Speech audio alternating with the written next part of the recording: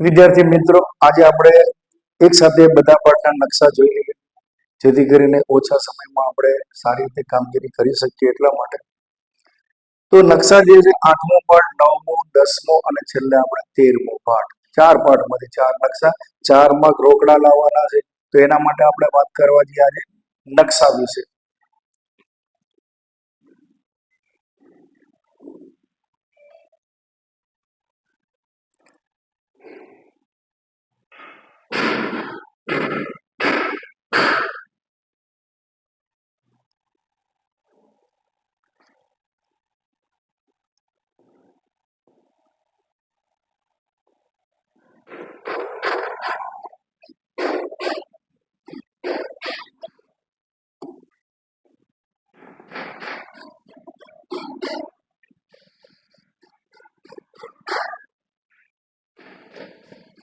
એક નાનકડો આપણે નકશો દોર્યો છે, એમાં પહેલા આપણે લઈએ પાઠ નંબર, તો લઈશું મારા દીકરો પાઠ નંબર 8.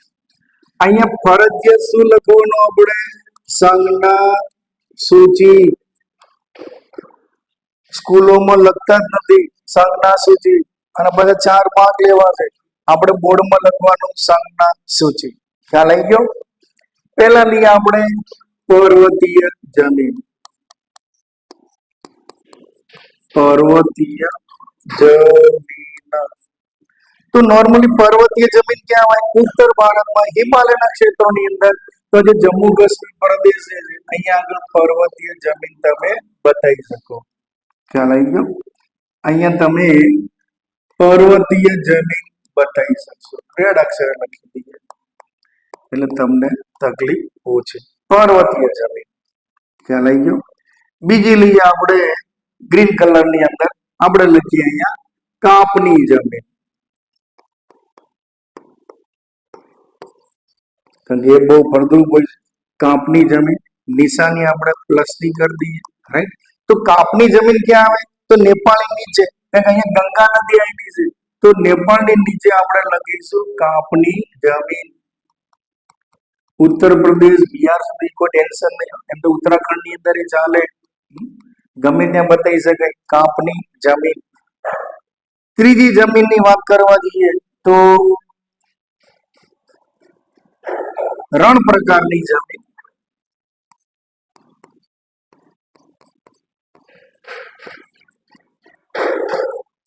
તો રણ પ્રકારની જમીન ડેશ ડેશ કરી દઈશું.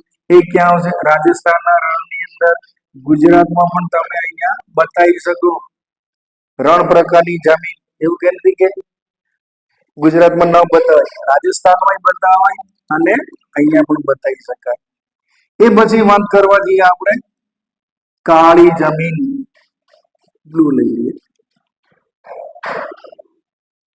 કઈ જમીન લઈશું આપણે? કાળી જમીન.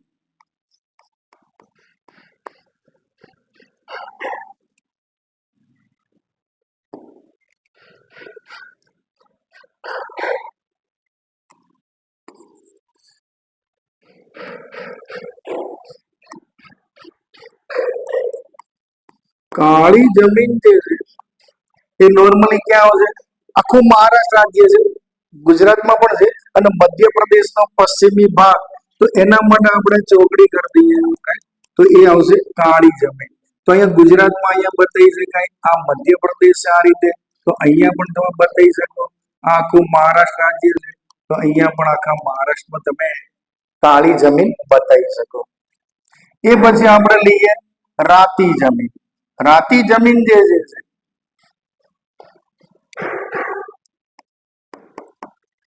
રાતી જમીન, એ રાતી જમીન નોર્મલી ક્યાં આવે? છત્તીસગઢના પર્વતીય વિસ્તારની અંદર.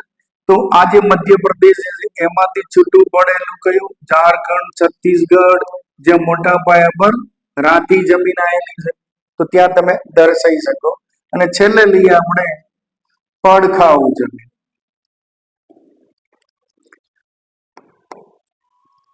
કઈ જમીન લઈશું આપણે? પડખાઉ જમીન.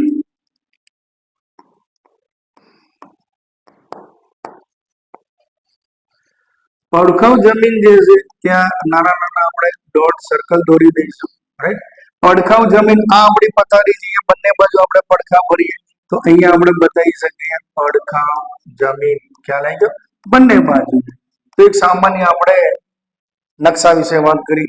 ઇન શોર્ટ મગજમાં ઉતારવું હોય તો સૌથી ઉપર કઈ? પર્વતીય જમીન.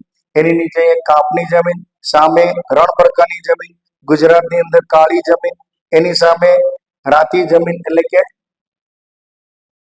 લાલ જમીન પણ કહેવાય, અને નીચેની બાજુ પડખાઉ જમીન.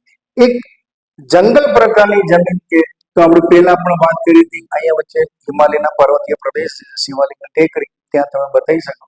અને દલદલીય જમીન જેના પીઠની જમીન તરીકે ઓળખવામાં આવે છે, તો અહીંયા સુંદરવનમાં બતાવી શકાય. અહીંયા પણ બધે ગુજરાતની અંદર ભાવનગર બાજુ જોવા મળે છે, તો ત્યાં તમે પીઠની જમીન દલદલીય જમીન લખી શકો.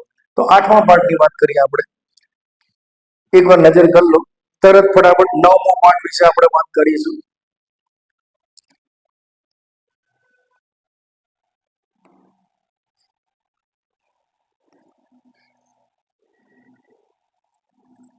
આટલો ખ્યાલ આવી ગયો?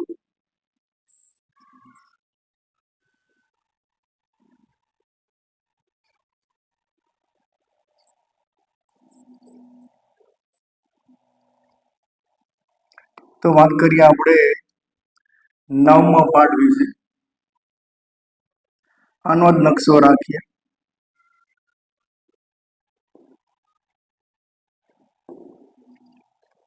પાઠ નંબર 9 ની વાત કરવા જઈએ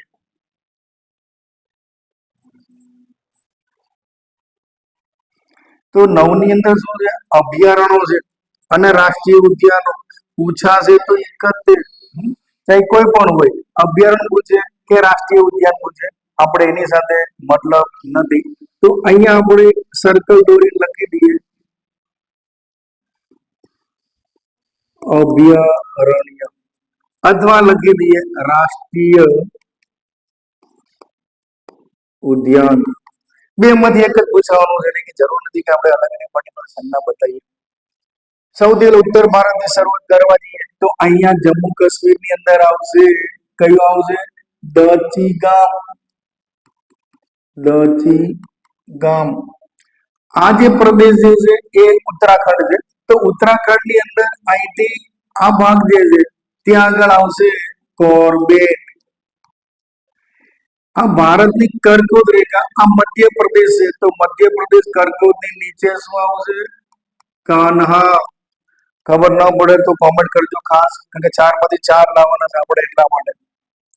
અહીંયા આગળ આપણે આવશે જુનાગઢ, યાની કે ગીર. આ રાજ્ય મેઘાલય છે, એના ઉપર આ રીતે આપણો રાજકીય નકશો છે. અને અહીંયા અસમની અંદર આપણે શું બતાવીશું? કાંજીરંગા. અને અહીંયા એક બતાવવું હોય તો મનાસ. આ રાજ્ય જે છે કેરળ રાજ્ય છે, રાઈટ. તો કેરળની અહીંયા આગળ આવશે પેરિયાર. અને આટલું રાજ્ય કર્ણાટક. અને કેરળ અને કર્ણાટક રાજ્યની બોર્ડર ઉપર અહીંયા આગળ આવેલું છે બાંદીપુર. બાંદીપુર. તો આટલા મોસ્ટ આઈએમપી નકશા છે. એક અમદાવાદનું નળ સરોવર અહીંયા આગળ તમે દર્શાવી શકો, જે પક્ષીઓ માટેનું છે નળ સરોવર. તો ઇન શોર્ટ આપણે યાદ રાખવું, સૌથી ઉપર કયું રાખીશું? હેલો, જમ્મુ કાશ્મીરની અંદર કચીગામ, અહીંયા કોર્બેટ, અહીંયા કાનક, ગુજરાતની અંદર ગીર, અમદાવાદની અંદર નળ સરોવર, બાંદીપુર કર્ણાટક રાજ્યની અંદર, અને કેરળ રાજ્યમાં બતાવવું હોય તો પેરિયાર. હવે રાજકીય નકશા અસમની અંદર કાંજીરંગા જે મોસ્ટ આઈપી છે, તો એના વિશે આપણે વાત કરી. એકવાર નજર કરી લો. 10મો પાઠ સ્પીડમાં આપણે વાત કરવાની.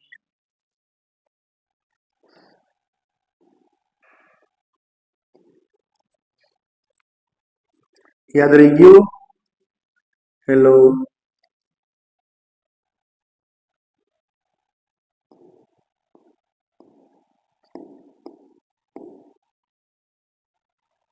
હજુ ખબર ન પડે તો ખાસ કહેજો.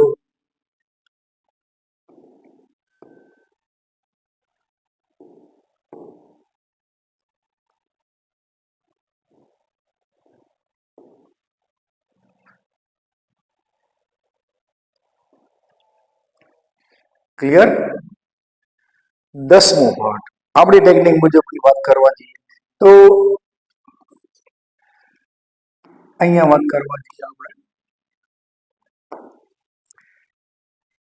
ટેકનિક મુજબ વાત કરવા જઈએ તો સૌથી પહેલા લઈશું આપણે કપાસ. તો કપાસ માટેની આવી સંજ્ઞા શું છે? તમને જે અનુકૂળ પડી. કપાસ સૌથી વધારે ક્યાં થાય? અહીંયા સૌરાષ્ટ્રની અંદર રાજકોટ, સુરેન્દ્રનગર જ્યાં મોટા પાયા પર આપણે કપાસનું ઉત્પાદન થાય. ખ્યાલ આવ્યો ને? હેલો,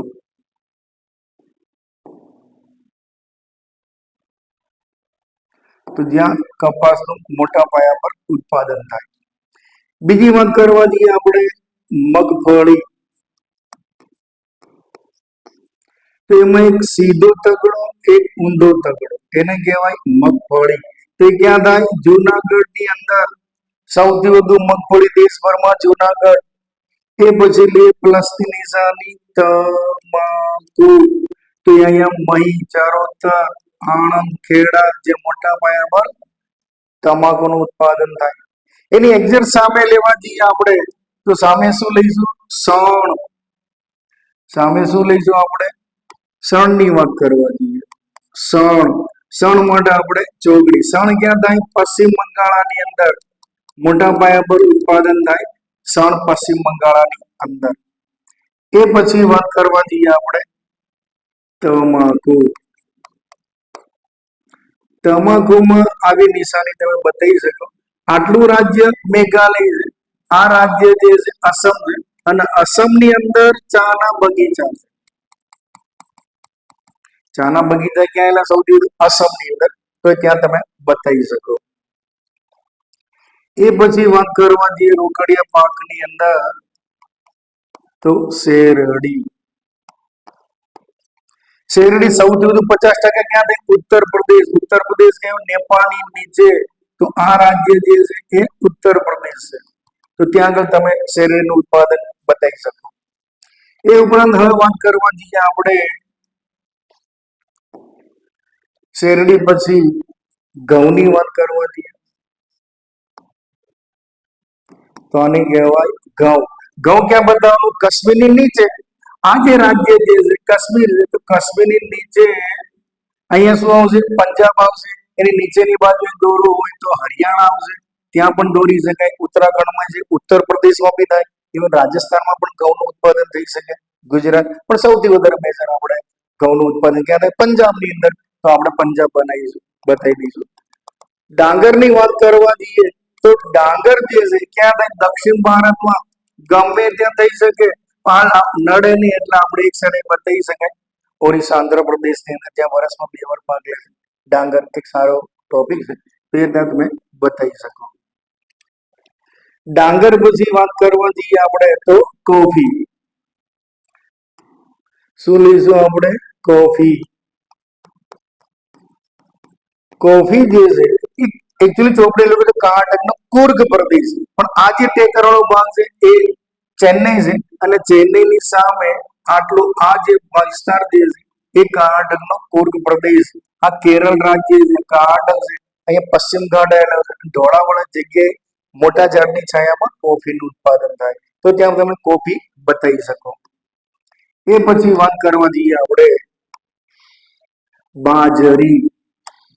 શેની વાત કરીશું? બાજરી. તો બાજરી ક્યાં બતાવે? ગુજરાતની ઉપર.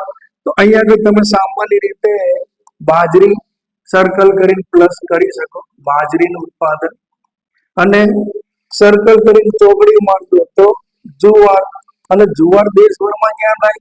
મહારાષ્ટ્રની અંદર. ઇન શોર્ટ તમને વાત કરવા જઈએ તો ગુજરાતમાં 3 ભાગ: કપાસ, મગફળી, તમાકુ. સામે જઈએ તો શા, સેજ ઉપર જઈએ તો ચા, નેપાળના ખૂણે શેરડી, કાશ્મીરની નીચે ઘઉં. ડાંગર ક્યાં બતાવવાની? દક્ષિણ ભારતમાં. કોફી કે તો ટેકરાની સામે. બાજરી કે તો ગુજરાતની ઉપર. જુવાર કે તો ગુજરાતની નીચે. All the best. 4 માંથી 4 લાવવાના છે. 13મો પાઠનો નકશો આપણે નજીકના ભવિષ્યમાં શરૂ કરીએ છીએ. ઓકે.